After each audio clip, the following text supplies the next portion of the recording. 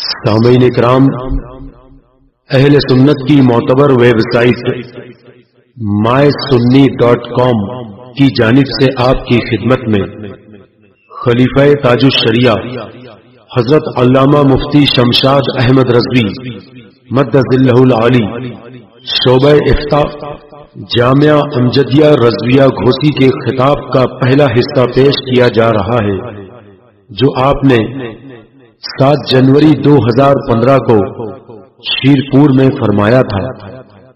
اس خطاب میں آپ نے تقلید کا ثبوت، 20 رکعت تراویح اور 3 دن قربانی کا ثبوت، سیدنا امام اعظم ابو حنیفہ رضی اللہ تعالی عنہ کے فضائل، زیارت قبور، سرکار کے والدین مومن اور جنتی ہیں، نبی اپنی قبر میں زندہ ہے، چومنے اور پوجنے میں فرق، صرف مدینہ شریف کی حاضری کی نیت سے سفر کرنے کا ثبوت، ان عنوانات پر قرآن و حدیث کے ارشادات اور بزرگان دین کے اقوال کی روشنی میں مدلل تقریر فرمائی ہے۔ آپ اسے بغور سماعت فرمائیں اور زیادہ سے زیادہ لوگوں تک پہنچائیں۔ معزز علماء ملت اسلامیہ، نوجوان ساتھیوں، بزرگوں اور دوستوں، عزیز بچوں، السلام علیکم ورحمۃ اللہ وبرکاتہ۔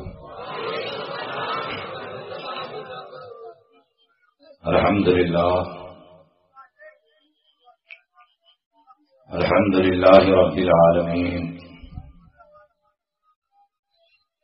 والعاقبۃ للمتقین، والصلاة والسلام علی سید الانبیاء والمرسلین، وعلی آلہ واصحابہ اجمعین، اما بعد، اعوذ باللہ من الشیطان الرجیم، بسم اللہ الرحمن الرحیم، ومن يشاقق الرسول من بعد ما تبين له الهدى ويتبع غير سبيل المؤمنين نوله ما تولى ونصله جهنم وساءت مصيرا۔ آمنت بالله صدق الله مولانا العظيم وصدق رسوله النبي الأمين الحفيظ الكريم، ونحن على ذلك لمن الشاهدين والشاكرين، والحمد لله رب العالمين۔ کچھ کہنے اور سننے سے پیشتر آئیے ہم اور آپ مل جل کر انتہائی خلوص و محبت اور احترام و عقیدت کے ساتھ گنبد خضرا میں آرام فرمانے والے آقا و مولا، مدنی تاجدار، دونوں عالم کے مالک و مختار، سید ابرار و اخیار جناب احمد مجتبیٰ محمد مصطفیٰ صلی اللہ علیہ وسلم کی بارگاہ میں جھوم جھوم کر درود شریف کا نذرانہ عقیدت پیش کریں اور پڑھیں، اللہم صلی علی سیدنا و شفیعنا و حبیبنا و مولانا محمد مبارک وسلم صلاۃ و سلاما علیک یا رسول اللہ صلی اللہ تعالی علیہ وسلم۔ حضرات، یہ میری خوش نصیبی ہے کہ شیرپور کے عظیم الشان تاریخی جلسے میں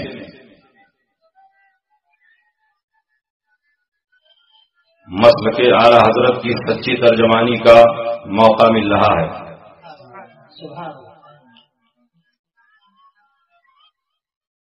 یوں تو ہندوستان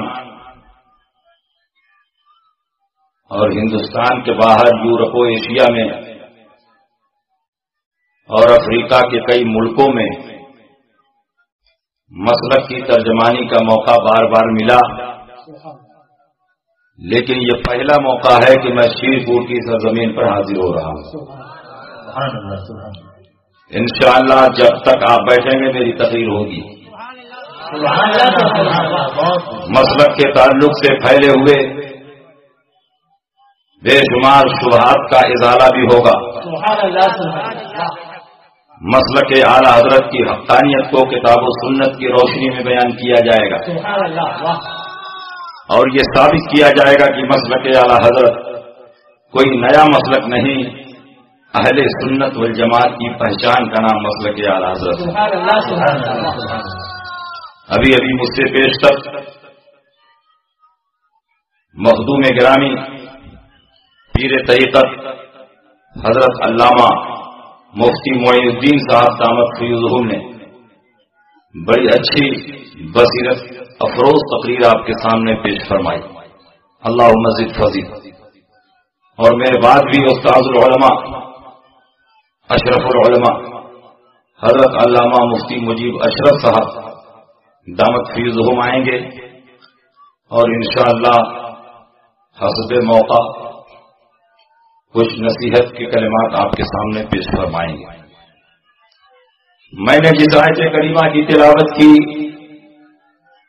اللہ رب العزت ارشاد فرماتا ہے وَمَن يُشَاقِقِ الرَّسُولَ مِن بَعْدِ مَا تَبَيَّنَ لَهُ الْهُدَىٰ وَيَتَّبِعْ غَيْرَ سَبِيلِ الْمُؤْمِنِينَ نُوَلِّهُ مَا تَوَلَّىٰ وَنُصْلِهِ جَهَنَّمَ وَسَاءَتْ مَصِيرًا. جو نبی کے خلاف کرے ہدایت آ جانے کے بعد اور عام مسلمانوں کے راستے سے ہٹ کر کوئی نیا راستہ چلے، ہم اس کو اس کے راستے پر چھوڑ دیں گے اور اسے جہنم میں داخل کریں گے. اور جہنم پلٹنے کی کتنی بری جگہ ہے. یہ آیت کریمہ اس بات پر روشن دلیل ہے کہ عام مسلمانوں کے راستے پر چلنا حق اور اہل حق کی پہچان ہے،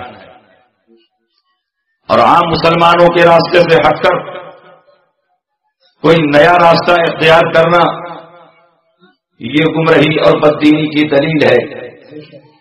اسی لیے اللہ کے نبی نے ارشاد فرمایا اتبعوا السواد الاعظم فإنه من شذ شذ في النار.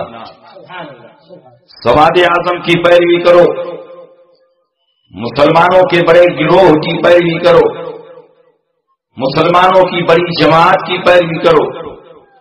جو بڑے گروہ سے کٹا وہ جہنم میں پہنچا. اور اسی کو اللہ کے نبی نے ایک دوسرے مقام پر ان الفاظ میں بیان فرمایا ان الشیطان ذیب الانسان کذیب الغنم یاخذ الشاذۃ والقاصیۃ والناہیہ فإیاکم والشعاب وعلیکم بالجماعۃ والعامہ. شیطان انسانوں کا بھیڑیا ہے جیسے بکریوں کا بھیڑیا اسی بکری کو نشانہ بناتا ہے جو بکری ریوڑ سے کٹ کر الگ تھلگ چلتی ہے. اس لیے تو فرقہ بازی سے بچو اور جماعت عامہ کی پیروی کرو. یہاں جماعت عامہ کہا گیا، اس سے پہلے والی حدیث میں سواد اعظم کہا گیا اور کہیں مطلقاً جماعت کہا گیا. ید اللہ علی الجماعت، اللہ کی مدد جماعت کے ساتھ ہے. الفاظ مختلف ہیں لیکن معنی اور مصداق ایک ہے. اہل سنت کے ساتھ رہو، اہل سنت کی جماعت میں رہو، اہل سنت کے عقائد و معمولات پر رہو. اس لیے کہ یہی جماعت فرقہ ناجیہ ہے، یہی جماعت حق پر ہے. اور اس کے سوا دنیا میں جتنی جماعتیں پائی جا رہی ہے، چاہے وہ اہل قرآن کی جماعت ہو، چاہے وہ اہل حدیث کی جماعت ہو، چاہے جماعت اسلامی ہو، چاہے دیوبندی جماعت ہو، سب کے ساتھ ضروریات دین کے منکر ہیں اور اہل سنت والجماعت سے خارج ہیں. اللہ کے نبی نے بہت پہلے ارشاد فرمایا ستفترق امتی علی 73 ملتا کلہم فی النار الا ملتا واحدہ. قالوا من ہی یا رسول اللہ؟ قال ما انا علیہ واصحابی. میری امت 73 فرقوں میں بٹ جائے گی. میری امت یعنی میرا کلمہ پڑھنے والے 73 فرقوں میں بٹیں گے اور 72 جہنم میں جائے گا، ایک ہی جنت میں جائے گا۔ صحابہ نے پوچھا وہ کون فرقہ ہوگا جو جنت میں جائے گا؟ اللہ کے نبی نے ارشاد فرمایا ما انا علیہ واصحابی، جو میرے طریقے پر چلے، میرے صحابہ کے طریقے پر چلے۔ نبی کے طریقے کو سنت کہتے ہیں اور صحابہ کو جماعت کہتے ہیں، اور دونوں کو جوڑ دو تو اہل سنت والجماعت بنتا ہے۔ پتا چلا جو اہل سنت والجماعت کے طریقے پر ہوگا وہ جنتی ہوگا، اور جو اہل سنت والجماعت سے باہر ہوگا وہ جہنمی ہوگا، چاہے وہ اپنا نام اہل قرآن رکھے، چاہے وہ اپنا نام اہل حدیث رکھے، چاہے وہ اپنا نام جماعت اسلامی رکھے، چاہے وہ اپنا نام اصحاب العدل والتوحید رکھ لے۔ خوبصورت نام رکھ لینے سے کوئی جماعت حق پر نہیں ہو سکتی ہے، حق پر وہی جماعت ہوگی جو صحابہ کے طریقے پر چلے۔ اب میں آپ سے پوچھنا چاہتا ہوں، نبی نے یہ کیوں نہیں فرما دیا کہ جو قرآن پر چلے وہ جنتی ہے، جو حدیث پر عمل کرے وہ جنتی ہے؟ نبی نے یہ کیوں فرمایا کہ میری سنت پر چلنے کے ساتھ ساتھ صحابہ کے طریقے پر چلے؟ اس لیے کہ نبی کو معلوم تھا کہ ڈائریکٹ قرآن پر عمل نہیں ہو سکتا، ڈائریکٹ حدیث پر عمل نہیں ہو سکتا، کبھی کبھی قرآن اور حدیث میں ناسخ و منسوخ کا معاملہ بھی آ جاتا ہے، کبھی کبھی بظاہر ٹکراؤ اور تعارض بھی ہو جاتا ہے۔ اس لیے عام انسان ڈائریکٹ قرآن پر عمل نہیں کر سکتا، حدیث پر عمل نہیں کر سکتا، اس لیے اللہ کے نبی نے صحابہ کے عمل کو آپ کے لیے لازم اور ضروری قرار دے دیا ہے۔ صحابہ جس حدیث پر عمل کریں سمجھ لو اسی حدیث پر عمل کرنا جائز ہے، اور جس حدیث پر صحابہ عمل نہ کریں سمجھ جاؤ کہ وہ حدیث منسوخ ہو چکی ہے اور اس حدیث پر عمل کرنا اب ناجائز و حرام ہے۔ اسی لیے اللہ کے نبی نے فرمایا جو میری سنت پر چلے اور صحابہ کے طریقے پر چلے وہی جماعت جنتی ہے۔ نعرہ تکبیر، نعرہ تکبیر، نعرہ رسالت، مسلک اعلی حضرت، نعرہ تکبیر، نعرہ رسالت۔ پتا چلا جنتی ہونے کے لیے صحابہ کے طریقے پر چلنا لازم اور ضروری ہے۔ اب ہم آج کی تقریر میں جائزہ لیں گے کون صحابہ کے طریقے پر ہے اور کون صحابہ کے طریقے پر نہیں ہے۔ دو چار جماعتوں کی پہچان ہم کروا دیتے ہیں۔ نبی کی یہ حدیث آئینہ ہے اور اس آئینے میں تمام باطل فرقوں کا چہرہ بے نقاب ہو سکتا ہے۔ نبی نے فرمایا میری سنت پر چلو اور صحابہ کے طریقے پر رہو۔ کون صحابہ کے طریقے پر ہے اور کون صحابہ کے طریقے سے الگ ہے اس کی پہچان میں بتاتا ہوں۔ نبی کی اس حدیث نے بتا دیا کہ شیعہ جنتی نہیں ہو سکتے، اس لیے کہ یہ صحابہ کے طریقے پر نہیں ہے۔ شیعوں کے سب سے بڑے مجتہد میر باقر مجلسی نے حق الیقین میں لکھا صحابہ بعد وفات نبی صلی اللہ علیہ وسلم مرتد شدہ الا 6 نفر ابو ذر مقداد و سلمان، صحابہ ساتھ کے ساتھ معاذ اللہ حضور علیہ السلام کی وفات کے بعد مرتد ہو گئے، صرف 3 صحابی مرتد نہیں ہوئے، ابو ذر مقداد اور سلمان۔ میں آپ سے پوچھنا چاہتا ہوں جس کا عقیدہ ہو کہ صحابہ مرتد ہو چکے ہیں کیا وہ صحابہ کے طریقے پر چلے گا؟ کیا وہ صحابہ کی شریعت پر، کیا وہ صحابہ کی سنت پر چلے گا؟ ہرگز نہیں، اور جو صحابہ کے طریقے پر نہ چلے وہ جنتی نہیں ہو سکتا۔ اس لیے روافض زمانہ بھی جنتی نہیں ہو سکتے، اور حدیث کے اسی ٹکڑے نے بتا دیا کہ غیر مقلدین زمانہ اور اہل حدیث بھی جنتی نہیں ہے، اس لیے کہ یہ بھی صحابہ کے طریقے پر نہیں ہے۔ صحابہ نے 20 رکعت تراویح پڑھی اور یہ 8 رکعت تراویح پڑھتے ہیں، یہ صحابہ کے طریقے پر نہیں ہے۔ ایک مجلس میں 3 طلاق دی جاتی، صحابہ 3 مانتے اور یہ 1 مانتے ہیں، اس لیے صحابہ کے طریقے پر نہیں ہے۔ صحابہ 3 دن قربانی کرتے 4 دن نہیں، یہی صحابہ کا طریقہ ہے، اور یہ 4 دن قربانی کرتے ہیں، اس لیے یہ صحابہ کے طریقے پر نہیں ہے۔ حضرت عمر ابن خطاب رضی اللہ تعالیٰ عنہ نے ابی ابن کعب کی امامت میں سارے صحابہ کو جمع کیا اور ابی ابن کعب نے 20 رکعت تراویح پڑھائی، صحابہ میں سے کسی نے انکار نہیں کیا۔ حضرت عمر گئے، حضرت عثمان خلیفہ ہوئے، انہوں نے 20 رکعت تراویح پڑھائی۔ حضرت عثمان گئے، حضرت علی خلیفہ ہوئے، انہوں نے 20 رکعت تراویح پڑھائی۔ حضرت علی گئے، امام حسن مجتبی آئے، انہوں نے 20 رکعت تراویح پڑھائی۔ گویا 20 رکعت تراویح خلفائے راشدین کی سنت ہے، اور نبی نے فرمایا علیکم بسنتی و سنت الخلفاء الراشدین المہدیین، تم پر میری سنت کی پیروی لازم ہے اور خلفائے راشدین کی سنت کی پیروی بھی لازم ہے۔ سبحان اللہ، سبحان اللہ۔ تو ہم 20 رکعت تراویح پڑھتے ہیں تو خلفائے راشدین کی سنت پر چلتے ہیں۔ اور خلفائے راشدین کی سنت پر چلنا حقیقت میں رسول پاک کی اطاعت. اور اس سلسلے میں ایک دو نہیں، 1 درجن سے زیادہ حدیثیں موجود ہیں جن کو میں بیان کرنا نہیں چاہتا، صرف اشارہ کر کے آگے گزر جانا چاہتا ہوں کہ یہ صحابہ کے طریقے پر نہیں ہے. حضرت زید بن رومان فرماتے ہیں کان الناس یقومون فی زمن عمر بن الخطاب فی رمضان ب23 رکعت. سارے کے سارے صحابہ عمر ابن خطاب کے زمانے میں 23 رکعت پڑھتے، 20 رکعت تراویح اور 3 رکعت وتر. لیکن انہوں نے اجماع صحابہ کے خلاف کام کیا اور انہوں نے کہا تراویح 20 رکعت نہیں ہے بلکہ 8 رکعت ہے. اور 8 رکعت تراویح پڑھنے کا مقصد صرف اور صرف یہ ہے کہ لوگوں کو آسانی دے کر اپنی جماعت کی تعداد بڑھائی جائے. اس لیے کہ اگر تم شافعی بنو گے 20 پڑھنی پڑے گی، مالکی بنو گے 20 پڑھنی پڑے گی، حنبلی بنو گے 20 پڑھنی پڑے گی، حنفی بنو گے 20 پڑھنی پڑے گی. صرف غیر مقلد ہی بننے کی صورت میں یہ آسانی پیدا ہو سکتی ہے کہ تم 8 رکعت تراویح پڑھو. اسی لیے انہوں نے دنیا کو یہ میسج دیا کہ ہماری جماعت میں آ جاؤ، ہماری جماعت میں آسانی بہت زیادہ ہے. میں دنیا کے سارے غیر مقلدین کو چیلنج کرتا ہوں، حدیث کی ساری کتابیں کھنگال ڈالیں لیکن 8 رکعت تراویح کی ایک بھی حدیث نہیں ملے گی. لیکن میں چاہوں تو 1 درجن سے زیادہ حدیثیں 20 رکعت تراویح پر پیش کر سکتا ہوں. اسی لیے سعودی عربیہ کے سرزمین پر حرمین طیبین میں جب اس موضوع پر میری بحث ہوئی تو میں نے کہا آپ 8 رکعت تراویح کیوں پڑھتے ہو؟ 8 رکعت تراویح کی کوئی روایت موجود نہیں ہے، اور جس روایت کو تم پیش کرتے ہو امام ترمذی نے اس کو باب التہجد میں نقل فرمایا ہے، جو اس بات کی دلیل ہے کہ یہ تہجد سے متعلق روایت ہے، تراویح سے متعلق روایت نہیں ہے.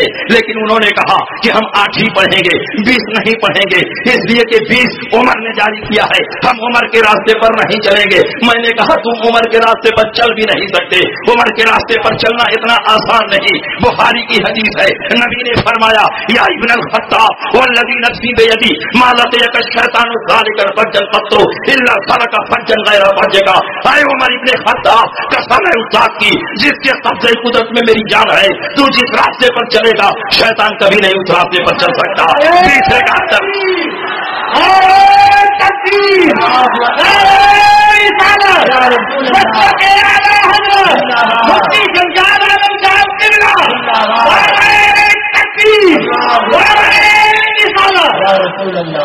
بیس رکعت تراویح عمر کا راستہ ہے، شیطان کہتا ہم اس راستے پر نہیں چلیں گے. قربانی 4 دن ہے 3 دن ہے، یہ عمر کا راستہ ہے، شیطان کہتا ہم اس راستے پر نہیں چلیں گے. ایک مجلس میں 3 طلاق کی جائے، تینوں پڑتی ہے، یہ عمر کا راستہ ہے، شیطان کہتا ہم اس راستے پر نہیں چلیں گے. تم چل ہی نہیں سکتے، اس لیے کہ عمر کا راستہ رحمانی ہے اور شیطان کا ماننے والا رحمانی راستے پر نہیں چل سکتا. آپ غور کرو، نماز پڑھنا ہوا تو گھٹا دیا اور گوشت کھانا ہوا تو بڑھا دیا. کہا قربانی 3 دن نہیں ہے 4 دن. ہماری جماعت میں آ جاؤ کہ 4 دن تازہ بتازہ نو بنو گوشت کھانے کو ملتا رہے گا. گوشت کی فراوانی دکھا کر لوگوں کو جھانسا دے رہے.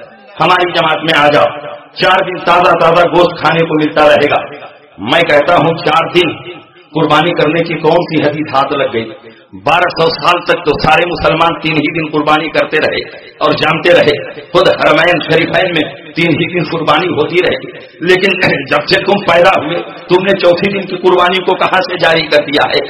اجلہ صحابہ کرام کی روایتیں موجود ہیں. حضرت ابو بکر کی روایت، حضرت عمر کی روایت، عبداللہ ابن عمر کی روایت، برا ابن عازب کی روایت، عبداللہ ابن عباس کی روایت. یہ حضرات فرماتے ہیں ایام النحر ثلاثۃ افضلها اولها. قربانی 3 دن ہے اور پہلے دن قربانی کرنا افضل ہے. میں تم سے پوچھنا چاہتا ہوں 4تھے دن کی روایت کہاں تم سے ہاتھ لگ گئی؟ لیکن مقصد یہ ہے کہ زیادہ سے زیادہ آسانی پیدا کر دی جائے تاکہ لوگ ہماری جماعت میں شامل ہو جائیں.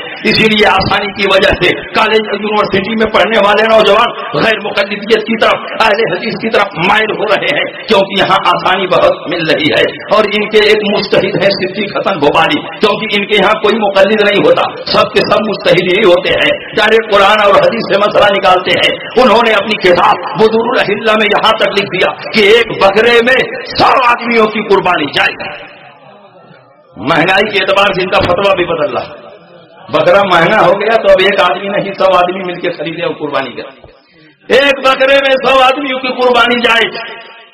کلکتہ کے شمانی آدمیوں کی میٹنگ ہوئی. اور ان کے سربراہ لوگوں نے کہا کہ تم لوگ تو کچھ کر نہیں رہے ہو، سارا کام تو غیر مقلدین کر رہے ہیں، نئی نئی آسانیاں دے رہے ہیں، نئے نئے لوگ ان کی جماعت میں شامل ہو رہے ہیں، ارے تم لوگ بھی کچھ نئی بات پیدا کرو تاکہ تمہاری جماعت بھی پھلے اور پھولے۔ ان کے مفتیوں کی میٹنگ ہوئی اور انہوں نے غور و فکر کرنے کے بعد یہ فتویٰ جاری کیا کہ اگر ایک بکرے میں 100 آدمیوں کی قربانی جائز ہے تو ایک مرغے میں 7 آدمیوں کی قربانی جائز ہے۔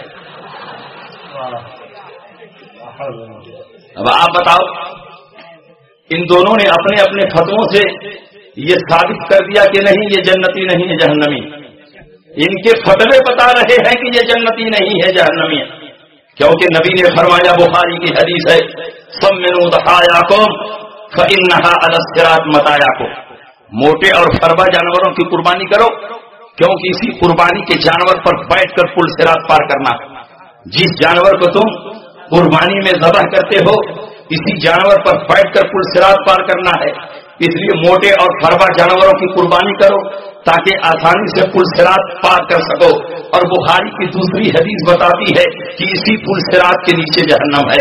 اب دونوں حدیثوں کو جوڑ دو کہ جب ایک بکرے پر 100 غیر مقلد سوار ہوں گے اور ایک مرغے پر 7 سامان آدمی سوار ہوں گے تو بکرا بھی وہیں الٹ جائے گا، مرغا بھی وہیں الٹ جائے گا اور یہ دونوں کے دونوں جہنم میں جائیں گے۔ اب آپ بتائیے، جنتیوں کے ساتھ رہنا چاہتے ہیں کہ جہنمیوں کے ساتھ؟ تو جنتیوں کی جماعت وہی ہے جو آج مسلک اعلی حضرت کے نام سے جانی اور پہچانی جا رہی ہے۔ تقلید کا انکار کرنے والے تم اجماع کا انکار کر رہے ہو۔ 3 صدی ہجری کے بعد پوری دنیا کے مسلمانوں کا اس بات پر اجماع اور اتفاق ہو گیا کہ جو مجتہد نہیں ہے، امی ہے، اس پر لازم ہے کہ چاروں اماموں میں سے کسی امام کی پیروی کر لے۔ اب اہل سنت والجماعت 4 مذاہب میں منحصر ہو چکے ہیں، چاہے وہ حنفی ہو، چاہے وہ شافعی ہو، چاہے وہ مالکی ہو، چاہے وہ حنبلی ہو۔ جو ان چاروں سے باہر ہوا وہ حقیقت میں اہل سنت والجماعت سے باہر ہو چکا ہے۔ اسی لیے دنیا کے سارے مسلمانوں کا اجماع اور اتفاق ہو گیا کہ تقلید حق ہے اور سارے مسلمانوں پر لازم ہے کہ انہی چاروں اماموں میں سے کسی امام کی پیروی کرے۔ لیکن سارے دنیا کے مسلمانوں نے تقلید کو جائز جانا، تقلید کی پیروی کی، لیکن انہوں نے کہا ہم تقلید نہیں کریں گے، نہ حنفی بنیں گے، نہ شافعی بنیں گے، نہ مالکی بنیں گے، نہ حنبلی بنیں گے، ہم ڈائریکٹ کتاب و سنت سے مسئلہ نکالیں گے۔ میں کہتا ہوں کتاب و سنت سے مسئلہ نکالنا اتنا آسان نہیں ہے، ورنہ بڑے بڑے اولیاء کرام دنیا میں پیدا ہوئے، سب کے سب اپنی صلاحیت کی بنیاد پر کتاب و سنت سے مسئلہ نکالتے، لیکن اولیاء کرام کی تاریخ اٹھا کر دیکھو، 3 صدی ہجری کے بعد دنیا میں جتنے اولیاء پیدا ہوئے سب کے سب مقلد تھے۔ الحمدللہ اس میں کوئی غیر مقلد نہیں تھا۔ حضرت سندھی سیٹی، حضرت جنید بغدادی، حضرت باجدی بستانی، حضرت معروف کنخی، حضرت خواجہ باقی باللہ، حضرت شیخ عبد القادر جیلانی، حضرت خواجہ معین الدین چشتی اجمیری، شیخ صحاب الدین سہروردی، خواجہ بہاؤالدین نقشبندی، حضرت زکریا ملتانی، حضرت فرید الدین عطار، حضرت فرید الدین گنج شکر، حضرت سید سالار مسعود غازی، حضرت مخدوم ماہمی، حضرت مخدوم کچھوچوی، سید حمید الدین ناگوری، حضرت نظام الدین اولیاء اور حضرت داتا گنج بخش علی اجمیری، یہ سارے کے سارے اولیاء کرام مقلد تھے، کسی نہ کسی امام کی تقلید کرنے والے تھے۔ انہوں نے تقلید کو شرک اور بدعت نہیں کہا۔ میں تم سے پوچھنا چاہتا ہوں، اگر تقلید شرک ہے، بدعت ہے، تقلید کے راستے پر چلنا یہ شرک اور بدعت کے راستے پر چلنا ہے، تو میں تم سے پوچھنا چاہتا ہوں اس راستے پر چلنے والا غوث کیسے بن رہا ہے، قطب کیسے بن رہا ہے، ابدال کیسے بن رہا ہے، نظام الدین اولیاء کیسے بن رہا ہے؟ یہ اس بات کی دلیل ہے کہ تقلید کے راستے پر چلنا شرک اور بدعت نہیں، یہ اللہ والوں کا راستہ ہے اور اللہ والوں کا راستہ یہی حقیقت میں صراط مستقیم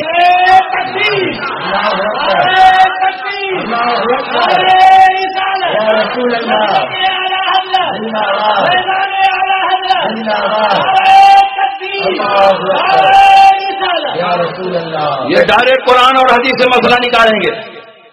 قرآن سمجھنے کا شعور نہیں، حدیث سمجھنے کی صلاحیت نہیں، لیکن دعویٰ ہے کہ ہم کسی امام کی بات نہیں مانیں گے، ڈائریکٹ قرآن اور حدیث سے مسئلہ نکالیں گے۔ قرآن و حدیث سے مسئلہ نکالنا اتنا آسان نہیں، ورنہ بڑے بڑے محدثین گزرے ہیں، سب کے سب قرآن و حدیث سے مسئلہ نکالتے ہیں، لیکن میں تو یہاں تک پاتا ہوں کہ امام اعظم ابو حنیفہ نے جن سے حدیث پڑھی ہے وہ بھی قرآن و حدیث سے مسئلہ نہیں نکال پاتے تھے۔ اور उन्हीं की दरसगाह में बैठकर इमाम आजम अबू हनीफा सैकड़ों मसाइल का इस्तिंबात और इस्तिखराज करते थे। क्या आपको मालूम नहीं, इमाम आजम अबू हनीफा इमाम सुलेमान अहमद के शागिर्द हैं इल्म हदीस के मामले में। 100 दिनों तक उनकी खिदमत में रहकर इल्म हदीस की तहसील की। जिस जमाने में हदीस पढ़ रहे थे, एक साइल आया, पैदर पै उसने 100 सवालात किए। इमाम सुलेमान अहमद ने कहा, मुझे इसका जवाब नहीं मालूम, बिल्कुल नया मसला है, किताब सुन्नत में कहीं साफ साफ इसका हुक्म मौजूद नहीं। इमाम आजम फरमाते हैं, हुजूर इजाजत हो तो मैं ही इसका जवाब दे दूं। आपके उस्ताद ने कहा इजाजत है। इमाम आजम अबू हनीफा ने तरतीब के साथ उनके सवालों का जवाब देना शुरू किया। सुनो, पहले सवाल का जवाब ये है, दूसरे सवाल का जवाब ये है, तीसरे सवाल का जवाब ये है, चौथे सवाल का जवाब ये है। चारों सवालों 100 सवालों को दोहरा दिया और उसका जवाब अता फरमाया। आपके उस्ताद हैरान हैं, चेहरे पर नजर डाल रहे हैं, फरमाते हैं अबू हनीफा तुम कहां से ये जवाब दे रहे हो, किताब सुन्नत में मुझे जवाब नजर नहीं आता। इमाम आजम फरमाते हैं, आपकी पढ़ाई हुई हदीसों की रोशनी में जवाब दे रहा हूं। फला मौके पर ये हदीस पढ़ाई, इससे ये मसला निकला, फला मौके पर ये हदीस पढ़ाई, उससे ये मसला निकला, फला मौके पर ये हदीस पढ़ाई, उससे ये मसला निकला। 100 सवालों का जवाब भी अता फरमा दिया, सारी हदीसों को पढ़कर सुना दिया। आपके उस्ताद ने अहले हदीस और गैर मुक़ल्लिदीन की तरह ये नहीं कहा कि तुम अपने क़यास से मसला बता रहे हो, अपनी राय से मसला बता रहे हो, बल्कि उन्होंने फरमाया, या माशरल फुक़हा अंतुमुल अतीफ़ा व नहनु अस्सयातिला व अंत अय्युहर रजुल अखल्त बिकल तरफ़ै। ऐ फुक़हा की जमात, तुम लोग डॉक्टर और हकीम हो और हम मुहद्दिसीन मेडिकल स्टोर वाले हैं। हमारे पास दवाएं हैं, लेकिन ये नहीं मालूम कौन सी दवा किस मर्द में काम आएगी, किस दवा का क्या साइड इफेक्ट है, किस दवा का क्या नुकसान है। और ऐ फुक़हा, तुम लोग डॉक्टर और हकीम भी हो और तुम्हारे पास दवाओं का ज़ख़ीरा भी है, और ये भी मालूम है कौन सी दवा किस मर्द में काम आएगी, किस दवा का क्या साइड इफेक्ट है, किस दवा का क्या नुकसान है। वो अंत अय्युहर रजुल अखज़्त बिकल तरफ़ैन। और ऐ अबू हनीफा, तुम्हारी शान तो बेमिसाल है, तुम बेमिसाल मुहद्दिस भी हो, बेमिसाल फकीह भी हो, दोनों तरफ से तुमको हिस्सा मिला है। जिन हदीसों से मैं मसला न निकाल सका, उन हदीसों से तुमने मसला निकाल दिया, और जिन हदीसों को 100 दिनों में मैंने पढ़ाया था, एक नशिस्त में तुमने पढ़कर सारी हदीसों को सुना दिया। ये इमाम आजम अबू हनीफा की शान है। अल्लाह की नेमतों में से एक नेमत है, अल्लाह के मौजज़ात में से एक मौजज़ा है, नबी अकरम की दुआओं में से एक दुआ है, हजरत अली की करामतों में से एक करामत है। इमाम आजम अबू हनीफा की शख्सियत और उनकी शान में गुस्ताखी करने से उनके परचम इख्फाल पर कोई असर नहीं पड़ेगा। अबू हनीफा भी पैदा नहीं हुए और अल्लाह के नबी ने उनके पैदा होने की खबर दी। उठाओ बुखारी शरीफ किताबुल इल्म, अल्लाह के नबी इरशाद फरमाते हैं, लौ काना इल्म इंद सुरैया लना लहू रजुल मिन अबनाए फारिस। अगर इल्म सुरैया की बुलंदी पर भी होगा तो फारिस का रहने वाला वहां से उतार लाएगा और लोगों में तस्लीम कर देगा। इब्ने हजर अस्क़लानी, इमाम कस्सलानी, इमाम बदरुद्दीन ऐनी फरमाते हैं, क़द बशर नबी सल्लल्लाहु अलैहि वसल्लम बिल इमाम अबी हनीफा। इस हदीस में सरकार ने किसी और की नहीं, इमाम आजम अबू हनीफा की बशारत की। तो तुम्हारी क्या औकात है कि तुम किताब और सुन्नत से मसला निकाल, जब बड़े बड़े इमाम नहीं निकाल सके। सहाबा 1,24,000 की तादाद में है कमोबेश, लेकिन सिर्फ 21 सहाबा ऐसे थे जो कुरान और हदीस से मसला निकालते, बाकी सारे सहाबा उन्हीं से पूछ पूछ कर अमल करते। तो तुम्हारी क्या औकात? कहा नहीं, हम किताबों सुन्नत ही से मसला निकालेंगे। और जब मसला निकालने बैठे तो ऐसा ऐसा मसला निकाला कि आप भी सुनते सुनते हंसने लगेंगे। इन्होंने एक मसला ये निकाला कि सूअर का गोश्त तो हराम है मगर चर्बी हराम नहीं, इसलिए कि अल्लाह ने कुरान में फरमाया, हुर्रिमत अलैकुमुल मैततु वद्दमु वलहमुल खिंज़ीर। तुम्हारे ऊपर मुर्दार हराम किया गया, तुम्हारे ऊपर खून हराम किया गया, तुम्हारे ऊपर सूअर का गोश्त हराम किया गया। अल्लाह ने गोश्त को हराम फरमाया है, चर्बी को कहां हराम किया है।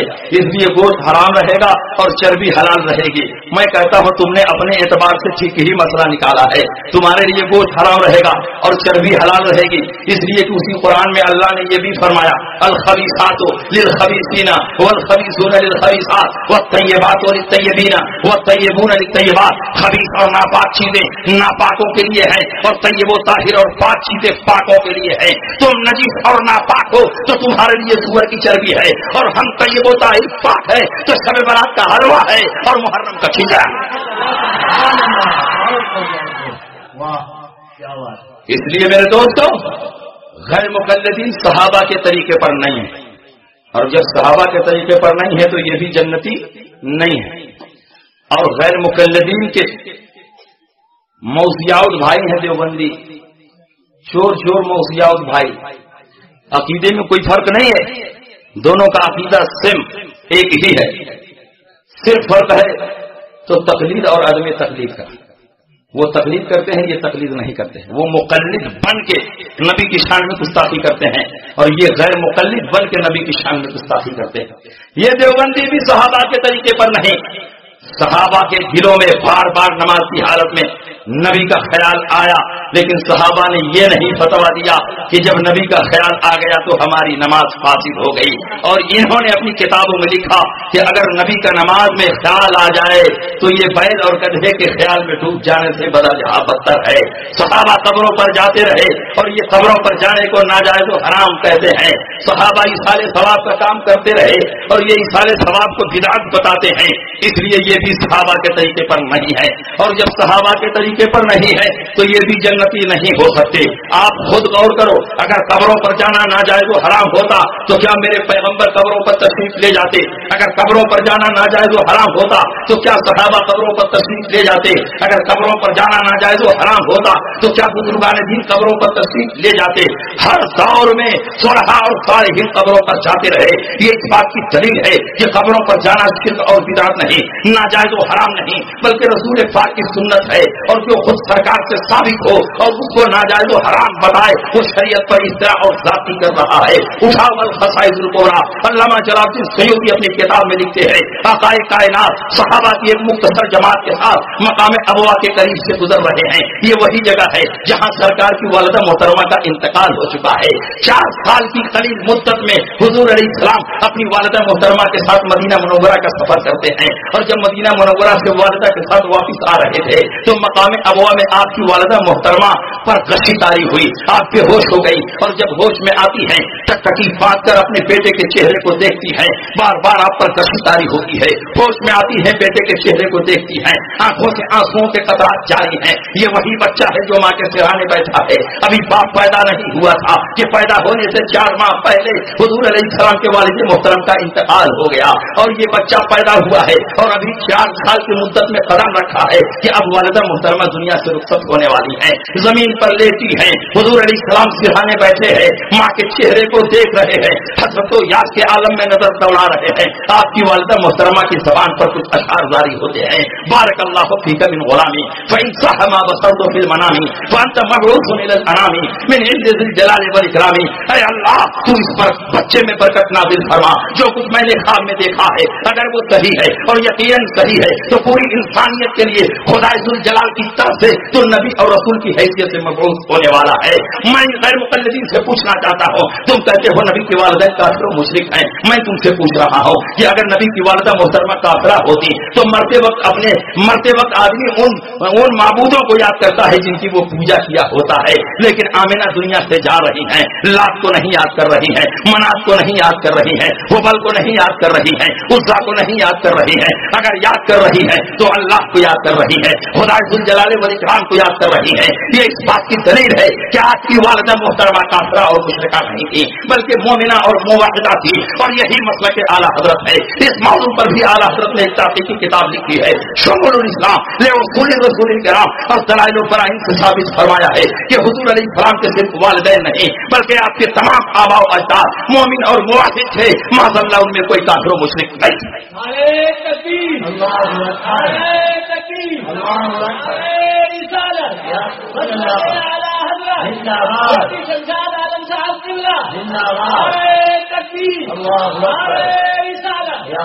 آپ کی والدہ کا انتقال ہوا،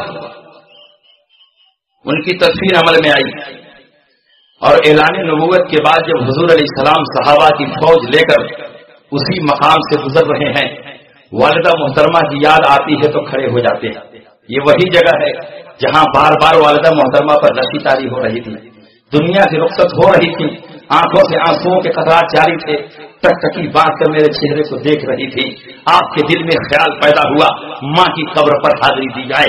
वो कौन बेटा होगा जो माँ की कब्र के पास से गुजर रहा हो और उसके दिल में ये ख्याल पैदा ना हो कि माँ की कब्र पर हाजिरी दी जाए। नबी के दिल में ये शौक पैदा हुआ और परवरदिगार आलम इस शौक की तकमील का इंतजाम फरमा रहा है। जिब्रील अमीन को आर्डर हुआ, जाओ प्यारे मुस्तफा की बारगाह में उनका हाथ पकड़कर माँ की कब्र तक पहुंचाओ। जिब्रील अमीन बारगाह मुस्तफा में हाजिर हुए और अर्ज किया, या रसूल अल्लाह, रब की तरफ से माँ की कब्र पर हाजिरी की इजाजत मिल गई है, क्योंकि आपके दिल में ये शौक पैदा हुआ है और जो चीज आप पसंद फरमाते हैं परवरदिगार आलम उसकी तकमील कर देता है। खुदा की रजा चाहते हैं दो आलम, खुदा चाहता है रज़ाए मोहम्मद, इसलिए आप चलिए, तशरीफ ले चलिए। वालिदा मोहतरमा की कब्र पर पहुंचे, जिब्रील पहुंचाकर रुखसत हो गए। अल्लाह के नबी ने चाहा अपने दोनों हाथों को उठाएं और अपनी वालिदा के लिए दुआ करें। अभी हाथ उठाने का इरादा कर ही रहे थे कि जिब्रील अमीन नाजिल हो गए। कहा, या रसूल अल्लाह, परवरदिगार आलम आपको हाथ उठाने की इजाजत नहीं देता। इसी रिवायत की बुनियाद पर ये गुमराह हुए और इन्होंने ये नतीजा निकाला कि नबी की वालिदा काफिरा और मुशरिका थी, इसलिए नबी को हाथ उठाने से रोक दिया गया। लेकिन वजह ये नहीं, अल्लामा जलालुद्दीन सयूती ने आज से 550 साल पहले अपनी किताब में इसका मुहक्किकाना जवाब तैयार फरमा दिया है। आप लिखते हैं वजह ये नहीं कि नबी की वालिदा काफिरा और मुशरिका थी, इसलिए हाथ उठाने से रोक दिया गया। वजह ये थी कि ये इस्लाम का इब्तिदाई दौर था, हर जहां जाने सरकार के दुश्मन फैले हुए थे। मक्का का चप्पा चप्पा गोसा गोसा नबी के खून का प्यासा था। अगर नबी अपनी वालिदा मोहतरमा की कब्र पर हाथ उठाते तो मुखालिफिन ये प्रोपेगेंडा करते नबी की माँ उस वक्त बख्शी गई जब बेटे ने गिड़गिड़ा कर खुदा से दुआ की। अगर बेटे ने दुआ न की होती, नबी की माँ की मग़फ़िरत न होती, नबी की माँ की बख्शिश न होती। परवरदिगार आलम ने फरमाया, ऐ नबी, आपको हाथ उठाने की जरूरत क्या है? गुस्ताखों को गुस्ताखी का मौका देने की जरूरत क्या है? आपकी वालिदा मोहतरमा तो बख्शी बख्शाई है और सिर्फ आपकी माँ नहीं, आपका लोग जिन जिन परेशानियों से होता हुआ आमिना तक पहुंचा है, सबके सब बख्शे बख्शाए हैं। इनको बख्शवाने के लिए हाथ उठाने की कोई जरूरत नहीं।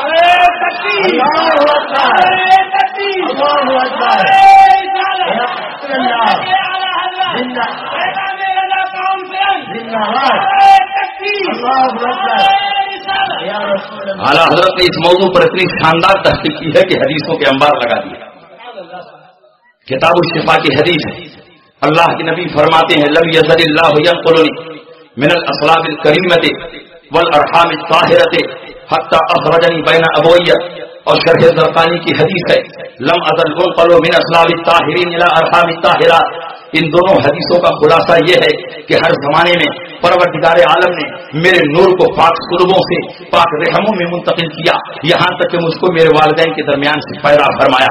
हजरत आदम से लेकर हजरत अब्दुल्ला तक, हजरत हव्वा से लेकर हजरत आमिना तक, जहाँ जहाँ मेरा नूर रखा गया सब के सब पाक और साफ थे, सब के सब साहिब ईमान साहिब तौहीद थे, सब के सब तय्यबो ताहिर थे, उनमें कोई नापाक नहीं था। आप जरा इनसे सवाल करो कि तुम कहते हो नबी के वालिदैन काफिर मुशरिक थे, अगर वो मुशरिक थे तो मुशरिक तो नापाक होता है और कुरान फरमाता है इन्नमल मुशरिकून नजस, मुशरिकीन नजिस और नापाक है। और नबी फरमाते हैं मेरा नूर नापाक जगह रखा ही नहीं गया, जहां जहां रखा गया सबके सब पाक और साफ थे, तो ये बताई।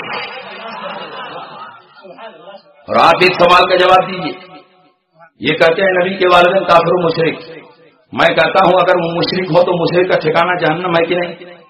और इद्दतिल काफिरीन जगह जगह कुरान में फरमाए, मुशरिक का ठिकाना जहन्नम। तो क्या जहन्नम की आग में इतनी ताकत है कि नबी के वालिदैन को जला सके?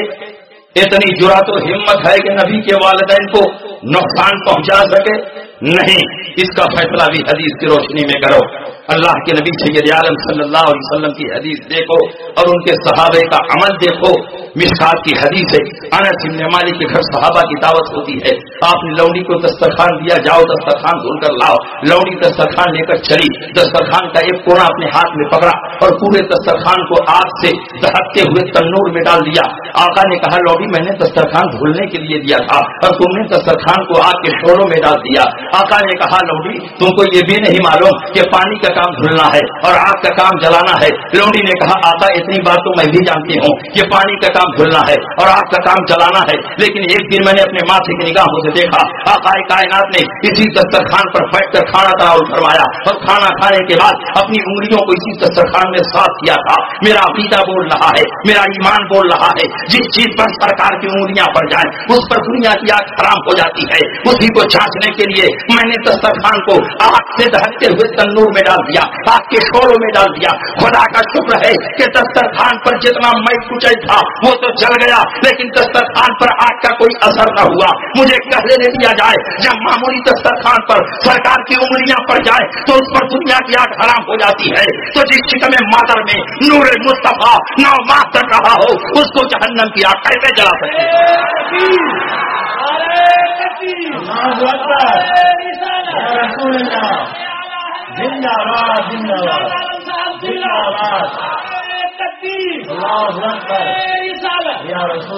نبی نے اپنی والدہ محترمہ کی قبر پر حاضری دی۔ جب نبی نے قبر پر حاضری دے دی تو یہ سنت ہوا کہ بدعت؟ سنت۔ اور نبی نے صرف اپنی والدہ محترمہ ہی کی قبر پر نہیں، 8 سال تک سال بسال شہدائے احد کی قبروں پر بھی حاضری دیتے رہے۔ وکان النبی صلی اللہ علیہ وسلم یاتی قبور الشہداء باحد علی راس کل سنہ، ہر سال کے اخیر میں حضور علیہ السلام شہدائے احد کی قبروں پر تشریف لے جاتے رہے۔ تو نبی کی سنت باقی رہنی چاہیے کہ اس کو مٹایا جانا چاہیے؟ باقی رہنی چاہیے۔ اسی لیے جب سرکار دنیا سے رخصت ہوئے، حجرہ عائشہ میں آپ کو دفن کیا گیا، تو اب حضرت عائشہ صدیقہ نبی کی قبر پر حاضری دے رہی ہیں۔ حضور علیہ السلام کے بعد صدیق اکبر خلیفہ ہوئے، 2 سال تک خلافت کو انجام دیا۔ جب آپ دنیا سے رخصت ہوئے، سرکار کے پہلو میں دفن کیا گیا، تو حضرت عائشہ صدیقہ اب دونوں قبروں پر حاضری دے دی، پہلے حضور کی قبر پر، اس کے بعد صدیق اکبر کی قبر پر۔ صدیق اکبر کے بعد عمر ابن خطاب خلیفہ ہوئے اور تقریباً 8-10 سال تک شاہانہ سطوت و جلال اور فاتحانہ کرو فر کے ساتھ امور خلافت کو انجام دیا۔ اور جب آپ کی دنیا سے رخصت ہو گئے، سرکار کے پہلو میں دفن کیا گیا، تو اب حضرت عائشہ تینوں قبروں پر حاضری دے دی، پہلے حضور کی قبر پر، اس کے بعد صدیق اکبر کی قبر پر، اس کے بعد عمر ابن خطاب کی قبر پر۔ لیکن جب سے عمر کی قبر بنی ہے، اب حضرت عائشہ آتی ہیں، چہرے پر نقاب ڈال کے آتی ہیں، پورے جسم کو چادر سے چھپا کر آتی ہیں۔ صحابہ نے پوچھا ام المومنین سب سے پہلے حضور کی قبر بنی، آپ آتی رہی، آپ کے چہرے پر نقاب نہیں آیا۔ صدیق اکبر کی قبر بنی، آپ آتی رہی، آپ کے چہرے پر نقاب نہیں آیا۔ لیکن جب سے عمر ابن خطاب دفن کیے گئے ہیں، اب آپ آتی ہیں تو آپ کے چہرے پر نقاب کیوں ہوتا ہے؟ پورے جسم کو چادر سے چھپا کر کیوں آتی ہے؟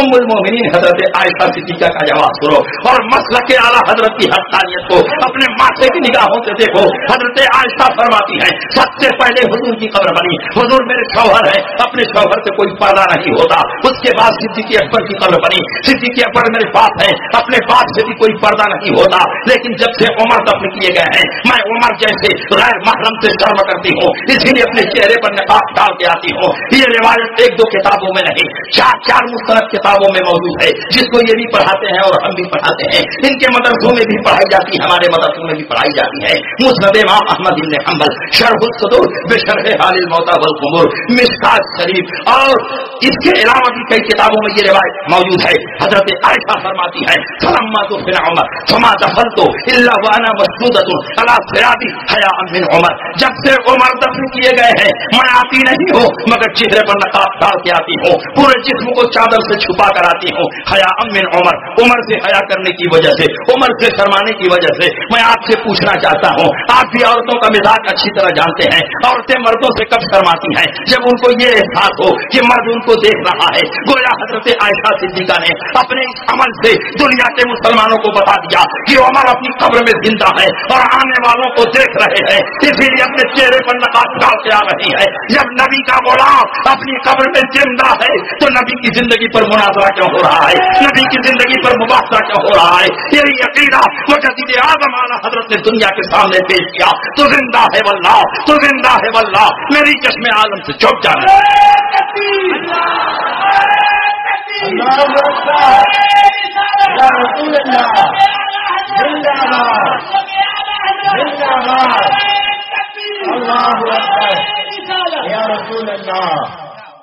لیکن ان کا دھوکہ اور فریب بھی دیکھیے، جب کوئی سنی صحیح العقیدہ مسلمان کسی قبر پر حاضری دیتا ہے اور عقیدت و محبت کے ساتھ روزے کی جالی کو چوکھٹ کو چومتا ہے تو یہ کہتے ہیں قبر پوجا ہے، قبر پوج رہا۔ حالانکہ دنیا کا کوئی مسلمان قبر پوجتا نہیں، قبر کی زیارت کرتا ہے اور نسبت کی بنیاد پر روزے کی جالی چادر چوکھٹ کو چوم لیتا ہے۔ مسلمان پوجتا نہیں، لیکن یہ پوری دنیا میں پرچار کرتے ہیں کہ یہ تو قبر پوجوا ہیں، قبروں کو پوجتے ہیں۔ ارے نادان، آج تک تم نے یہی نہیں سمجھا کہ چومنا کس کو کہتے ہیں اور پوجنا کس کو کہتے ہیں۔ پوجنا وہاں بولتے ہیں جہاں کسی کو معبود اور خدا سمجھ کر پیشانی جھکائی جائے۔ ایک سنی صحیح العقیدہ مسلمان ہر چند کے اولیاء اللہ کے مزارات پر جاتا ہے، ان کے کشف و کرامات، ان کی ریاضت اور مجاہدات کو تسلیم کرتا ہے، لیکن ہرگز ان کو اللہ نہیں مانتا، اللہ کی مخلوق مانتا ہے، اللہ کا بندہ مانتا ہے، اللہ کا ولی مانتا ہے۔ اور پوجنا وہاں بولتے ہیں جہاں کسی کو معبود اور خدا سمجھ کر پیشانی جھکائی جائے۔ دنیا کا کوئی مسلمان کسی ولی کو اللہ نہیں مانتا، اہل اللہ مانتا ہے، محبوب اللہ مانتا ہے، خلق اللہ مانتا ہے۔ عقیدے کی صحت کے باوجود بھی چومنے کو پوجنا کہنا یہ تعصب ہے، تنگ نظری ہے، الزام تراشی ہے، حقائق سے چشم پوشی ہے۔ یہ تو کوئی سرفرا اور پاگل ہوگا جو کسی قبر پر پہنچنے کے بعد ماشاء اللہ یہ تصور کرے کہ یہاں اللہ لیٹا ہوا ہے۔ کوئی صحیح الدماغ مسلمان نہیں سوچ سکتا، کیونکہ مسلمانوں کو ماں کی گود میں یہ عقیدہ پلا دیا گیا ہے کہ اللہ حی ہے، اللہ قیوم ہے، اللہ ہمیشہ سے ہے اور ہمیشہ رہے گا۔ جب وہ ہمیشہ سے ہے اور ہمیشہ رہے گا تو اس پر موت نہیں طاری ہوگی، جب اس پر موت نہیں طاری ہوگی تو اس کی قبر بھی نہیں ہوگی، جب اس کی قبر نہیں ہوگی تو اس کی چادر بھی نہیں ہوگی۔ پتا چلا چادر اس کی ہوگی جس کی قبر بنے، قبر اس کی ہوگی جس پر موت طاری ہو، اور اللہ پر موت طاری ہو نہیں سکتی تو اس کی قبر کیسے ہو سکتی ہے، اس کی چادر کیسے ہو سکتی ہے؟ تو کوئی مسلمان قبر پر پہنچنے کے بعد یہ کیسے سوچ سکتا ہے کہ یہاں اللہ لیتا ہوا ہے؟ یہ ان کا دھوکہ ہے، یہ ان کا فریب ہے، یہ ان کا مغالطہ ہے۔ اگر تم چومنے کو پوجنا کہو گے روئے زمین پر کوئی مسلمان نہیں بچے گا۔ کون خلاف کعبہ کو نہیں چومتا، کون رکن شامی رکن یمانی کو نہیں چومتا، کون حجر اسود کو نہیں چومتا، کون قرآن کے جزو دان کو نہیں چومتا؟ بخاری کی حدیث بتاتی ہے نبی نے اپنی بیٹی فاطمہ الزہرا کی پیشانی کو چوما ہے۔ بخاری کی حدیث بتاتی ہے حضرت فاطمہ نے نبی کے دست مبارک کو چوما ہے۔ تو کیا ان چیزوں کے چومنے والے کافر و مشرک ہے تو روئے زمین پر مسلمان کون ہے؟ اس لیے ماننا پڑے گا چومنا اور ہے، پوجنا اور ہے۔ پوجنا وہاں بولتے ہیں جہاں کسی کو معبود اور خدا سمجھ کر پیشانی چھپائی جائے۔ اور اگر آپ کو چومنے اور پوجنے میں فرق نہ سمجھ میں آیا تو آئیے میں 2 منٹ میں سمجھا دوں کہ کتنا فرق ہے۔ اسلام کی تاریخ نگاہوں کے سامنے رکھی، سن 8 ہجری ہے، فتح مکہ کا موقع ہے۔ اللہ کے نبی سید عالم صلی اللہ علیہ وسلم شاہانہ فتح و جلال کے ساتھ مکہ مکرمہ میں داخل ہوئے، اور اس وقت خانہ کعبہ میں 360 بت رکھے ہوئے تھے۔ اللہ کے نبی نے ایک ایک کر کے تمام بتوں کو توڑوا دیا اور ان کا ملبہ اٹھا کر باہر پھینکوا دیا۔ یہ بت کس چیز کے بنے تھے؟ پتھر کے بنے تھے، اور یہی پتھر کے وہ معبودان باطلہ ہیں کہ جن کا سکہ صدیوں سے مشرکین کے دلوں پر بیٹھا ہوا ہے۔ لیکن مکہ فتح ہو رہا ہے تو اللہ کے نبی نے کعبہ مقدسہ کو بتوں سے پاک کیا، پتھر کے بنے ہوئے ان تراشیدہ خداؤں کو توڑ توڑ کر باہر پھینک دیا۔ لیکن یہی اسلامی تاریخ ہمیں یہ بھی بتاتی ہے کہ بہت پہلے اعلان نبوت سے پہلے خود اللہ کے نبی نے اپنے مقدس ہاتھوں سے اسی خانہ کعبہ میں ایک پتھر کو عزت و احترام کے ساتھ نصب کیا تھا جسے چوما جاتا ہے، جسے حجر اسود کہا جاتا ہے۔ میں آپ سے پوچھنا چاہتا ہوں ان دونوں پتھروں میں کیا فرق ہے؟ ایک پتھر کو کعبہ سے نکال کر پھینکا جا رہا ہے، دوسرے پتھر کو اسی کعبہ میں نصب کیا جا رہا ہے۔ مجھے کہنے نہیں دیا جائے جس پتھر کو پوجا گیا اللہ کے نبی نے نکال کر پھینک دیا، اور جس پتھر کو چوما گیا تھا عزت و احترام کے ساتھ اسی کعبہ میں نصب فرما دیا۔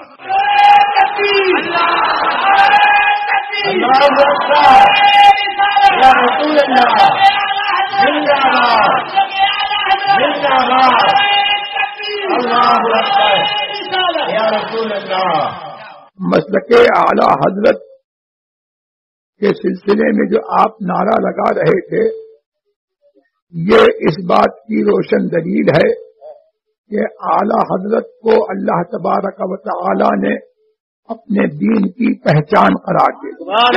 سبحان اللہ۔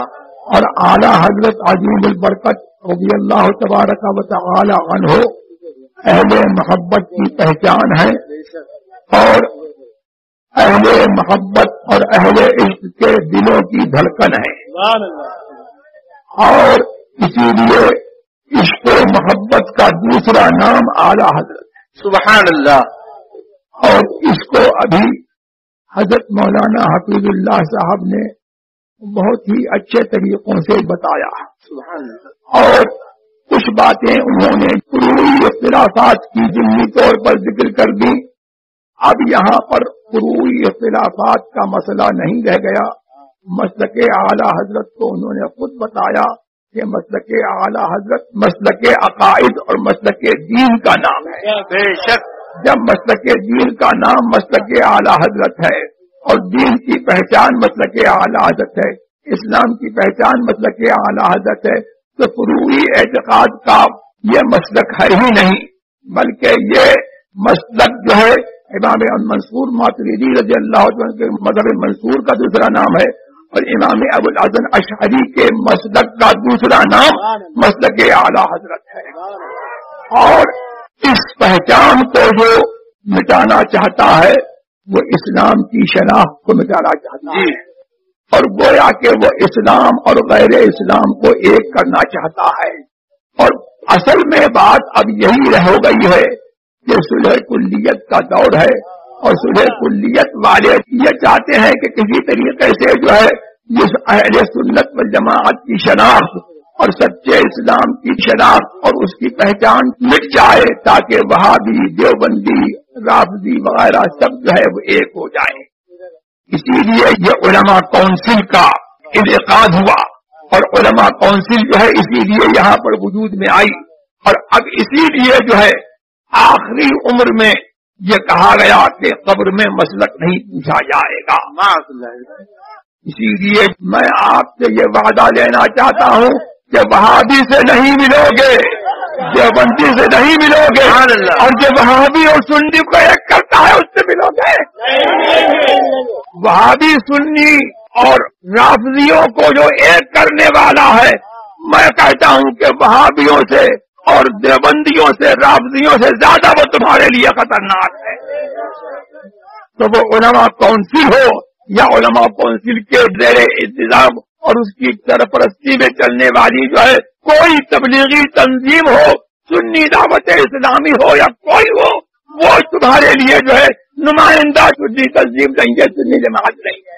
سبحان اللہ۔ مسلک اعلی حضرت، فیضان اعلی حضرت۔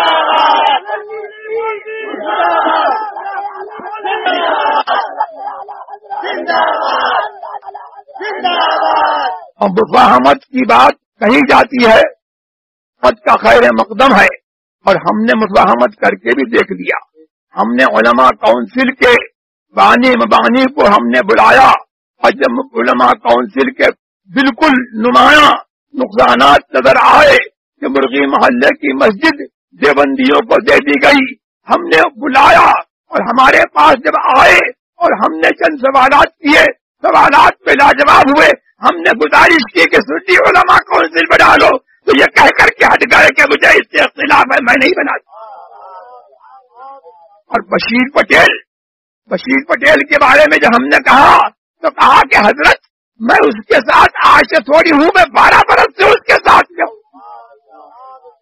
تو مفاہمت بھی ہو چکی ہے، اور پھر اس تنظیم کے تحت، علماء کونسل کے تحت جو سنی دعوت اسلامی چلتی ہے، میں نے اس کے مبلغ کو جو ہے ایک مرتبہ نہیں کئی مرتبہ بلایا، اور اس نے ناگپور میں کھڑے ہو کر کے تحریر لکھنے کے بعد علماء کونسل کے ذمہ داروں کو جو ہے اپنی سنی دعوت اسلامی سے خارج کیا، اور پھر انہیں کے ساتھ ہو گیا۔ اور اس کے بعد جو ہے میں نے فاروق درویش کے یہاں جو ہے سوالات قائم کیے، اور میں نے کہا کہ میرے ان سوالات کے جواب دے دو۔ آج 6 سال کا عرصہ ہو رہا ہے، آج تک سوالات کے جواب نہیں دیے۔ آخری احمد شیخ کے یہاں جہاں میری قیام گاہ ہے، وہاں پر یہ شخص آیا، اور میں نے کہا کہ علماء کونسل کے بارے میں تم کیا کہتے ہو؟ تو علماء کونسل سے بیداری کی تحریر لکھ کر کے دی، جو آج بھی میرے بریف کیس میں رکھی ہوئی ہے، اور کہا کہ میں 6 مہینے کے اندر ان کو سمجھا لوں گا یا ان کو چھوڑ دوں گا، لیکن آج بھی جو ہے چھوڑنے کو تیار نہیں ہے۔ تو ایسے لوگوں سے جو سنیت کے ساتھ اور ذمہ دار ہو کر کے اور سنیت کا لیبل لگا کر کے اہل سنت والجماعت کے ساتھ جو ہے دھوکہ کرتے ہیں اور کلیت کا بازار گرم کیے ہوئے ہیں، ان سے کس طریقے سے جو ہے کون سی بغاوت ہو سکتی ہے؟ لہذا اب یہ وقت ہے کہ ایسے لوگوں کو بے نقاب کیا جائے. لہذا الحمدللہ اپنی ذمہ داری جو ہماری ذمہ داری ہے وہ ہم نے اس کو جو ہے نبھایا اور ہم نے پورا کیا اور ہم نے جو ہے پبلک کو بتا دیا. اب میں یہ دیکھتا ہوں کہ پبلک کا معاملہ یہ ہو گیا کہ ادھر بھی جاتی ہے ادھر بھی جاتی ہے. مسلک اعلیٰ حضرت زندہ باد بھی ہے اور جہاں مسلک اعلیٰ حضرت کو مٹانے کی کوششیں کی جاتی ہیں وہاں بھی جو ہے جا کر کے نعرے لگائے جاتے ہیں. تو یہ نہیں چلے گا. منکسرت سواد قوم فہو منہم. میرے سرکار نے فرمایا کہ جو جس قوم کو جو ہے حقیقت کا مجمع بڑھائے وہ انہی میں سے ہے. آپ کو ایک ہو کر کے رہنا پڑے گا. اگر آپ اعلیٰ حضرت کے ہو تو مسلک اعلیٰ حضرت سے جن کا رشتہ ہے ان کے ہو. ہمارے یہاں اس سلسلے میں جو ہے بریلی والوں کی بھی رعایت نہیں ہے، جنہوں نے جو ہے اعلیٰ حضرت کے کہلاتے ہیں اور اعلیٰ حضرت کے ہو کر کے انہوں نے اتحاد ملت علماء کونسل کے رنگ پر قائم کیا ہے. میں کہتا ہوں کہ میرا ان سے کوئی رابطہ نہیں، میرا ان سے کوئی رابطہ نہیں ہے، بلکہ میں یہ کہتا ہوں کہ اعلیٰ حضرت سے ان کی کوئی نسبت نہیں ہے. تو یہ چند کلمات میں نے آپ کے سامنے اس لیے کہہ دیے کہ اللہ تبارک و تعالیٰ مجھے اور آپ کو سب کو مسلک اہل سنت والجماعت پر جو ہے قائم رکھے اور اعلیٰ حضرت کے مسلک پر جو لوگ ہیں جو علماء اہل سنت والجماعت ہیں ان سے آپ رابطہ رکھیے اور جو اعلیٰ حضرت کا نام لیتے ہیں ان کو آپ چیک کیجئے کہ مسلک اعلیٰ حضرت کا صرف زبانی طور پر نام لیتے ہیں یا مسلک اعلیٰ حضرت پر عمل بھی کرتے ہیں. کچھ لوگ ایسے ہیں کہ مسلک اعلیٰ حضرت کا نام تو لیتے ہیں لیکن مسلک اعلیٰ حضرت کے خلاف کیے جاتے ہیں. تو مسلک اعلیٰ حضرت کا نام لے نہ لے، اگر پکا سنی ہے مسلک اعلیٰ حضرت کے خلاف نہیں ہے تو وہ تمہارا ہے، اگر تمہارا اس سے کوئی خون کا رشتہ نہ ہو. اور اگر مسلک اعلیٰ حضرت کے خلاف ہے تو تم سمجھ لو کہ اگر تمہارا اس سے خون کا رشتہ ہے اور وہ مسلک اعلیٰ کے خلاف ہے تو وہ پکا سنی نہیں ہے، وہ تمہارا نہیں ہے. اور کچھ لوگ تو وہ ایسے ہیں کہ نام غازی ملت ہے لیکن غازی ملت کے روپ میں جو ہے شنکراچاریہ کا کام کر رہے ہیں. ان کا کیسٹ آپ سن لیجئے. آج کہہ رہے ہیں کہ اسلام کسی دھرم کا ورودھی نہیں ہے اور اسلام کے اندر سارے مذہبوں کی خوبیاں ہیں اور اسلام کسی دھرم کا ورودھی نہیں ہے. تو اگر اسلام جو ہے کسی مذہب کا رد نہیں کرتا تو لا الہ الا اللہ محمد رسول اللہ کی چیز کا نام ہے. لا الہ الا اللہ جب کہا تو اس کا مطلب یہ ہے کہ اللہ تبارک و تعالیٰ کا آپ نے نام لیا اور دوسرے خداؤں کی نفی کر دی تو رد شرک اور رد کفر کا نام ابتدا اسلام ہے. ایک خدا کو ماننے کا نام جو ہے اسلام ہے اور توحید رحمانی کا نام جو ہے اسلام ہے. اسی کو یہ کہتا ہے کہ اسلام کسی مذہب کا ورودھی نہیں ہے تو یہ اسلام کی جڑ کو مٹا رہا ہے. اس کا کیسے موجود ہے وہ کیسے ہر شخص سن سکتا ہے. تو ایسے لوگوں سے آپ لوگوں کو ہوشیار رہنا ہے جو آپ کے دین پر اور آپ کے ایمان پر حملہ کر رہے ہیں اور جو صلح کلیت کا بازار گرم کیے ہوئے ہیں. وآخر دعوانا الحمدللہ رب العالمین. تو میں عرض یہ کر رہا تھا کہ یہ ان کا مغالطہ اور فریب ہے، دھوکہ. چومنے کو پوجا کہنا یہ ان کی غلط فہمی ہے. چومنا کبھی پوجنا نہیں ہو سکتا. پوجنا وہاں بولتے ہیں جہاں کسی کو معبود اور خدا سمجھ کر پیشانی چھپائی جائے. اور اگر قبر کو چومنا یہ شرک ہوتا تو صحابہ کرام نبی کی قبر کو کبھی نہیں چومتے. لیکن روایتیں بتاتی ہیں کہ صحابہ نے بھی نبی کی قبر کو چوما. اٹھائیے مسند امام احمد بن حنبل. اس حدیث کے راوی حضرت ابو دردہ رضی اللہ تعالی عنہ ہے. وہ فرماتے ہیں کہ جب حضور علیہ السلام کا وصال ہو گیا تو حضرت بلال حبشی مدینہ منورہ چھوڑ کر ملک شام میں آباد ہو گئے اور ایک لمبی مدت کے بعد انہوں نے خواب دیکھا اور خواب میں حضور علیہ السلام تشریف لائے. حضور نے فرمایا یا بلال ما هذه الجفوة الم یعنی ان تزورنی فبکا بکاء کثیرا ورکب راحلته. اے بلال حبشی یہ کیا ظلم ہے؟ کیا میری قبر کی زیارت کے لیے مدینہ منورہ نہیں آؤ گے؟ حضرت بلال حبشی کی آنکھ کھلتی ہے ज़ारो कतार रो रहे हैं, फूट फूट कर रो रहे हैं। बिलाल हब्शी ने ये नहीं सोचा कि ख्वाब में आने वाला कोई और होगा, सरकार नहीं होंगे, इसलिए कि वो सहाबी थे, वहाबी नहीं थे।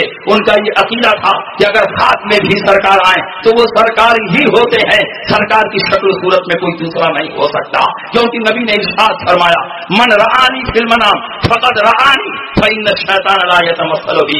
जिसने मुझको ख्वाब में देखा उसने हकीकतन मुझी को देखा, क्योंकि शैतान को भी ये पावर और इख्तियार नहीं कि नबी की शक्ल सूरत इख्तियार करे।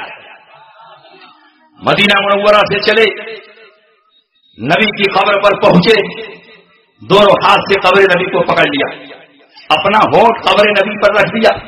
अब मैं आपसे पूछना चाहता हूं कि अगर होंठ कब्र पर रखा जाएगा तो बोसा का माना पाया जाएगा कि नहीं पाया जाएगा? सहाबे किराम का मजमा आम है, दिन का उजाला फैला हुआ है और बिलाल हब्शी सबके सामने नबी की कब्र को बोसा दे रहे हैं और सहाबा मना नहीं फरमाते, जबकि सहाबा की आदत थी कि शरीयत के खिलाफ कोई काम देखते फौरन टोक देते, लेकिन बिलाल हब्शी चूम रहे हैं, सहाबा देख रहे हैं और मना नहीं फरमाते। ये इस बात की दलील है कि नबी की कब्र को बोसा देना ये शिर्क और बिदअत नहीं बल्कि हजरत बिलाल हब्शी की सुन्नत है। और ये भी मसला हाजिर हो गया कि हजरत बिलाल हब्शी मुल्क शाम से मदीना मुनव्वरा का सफर नबी की कब्र की जियारत के नियत से कर रहे हैं। इसलिए आज जो जमात हरमैन तैयबैन में पंफलेट तक़सीम करती है और ये मसला बयान करती है कि नबी की कब्र की जियारत के नियत से सफर करना नाजायज व हराम है, तुम हज के इरादे से यहाँ आओ, नबी की कब्र की जियारत के नियत से ना सफर करो, क्योंकि नबी की कब्र की जियारत के नियत से सफर करना ये नाजायज व हराम है। मैं आपसे पूछना चाहता हूँ, हजरत बिलाल हब्शी ने मुल्क शाम से मदीना मुनव्वरा का सफर किस नियत से किया था? हुजूर अलैहिस्सलाम की कब्र की जियारत के नियत से किया था।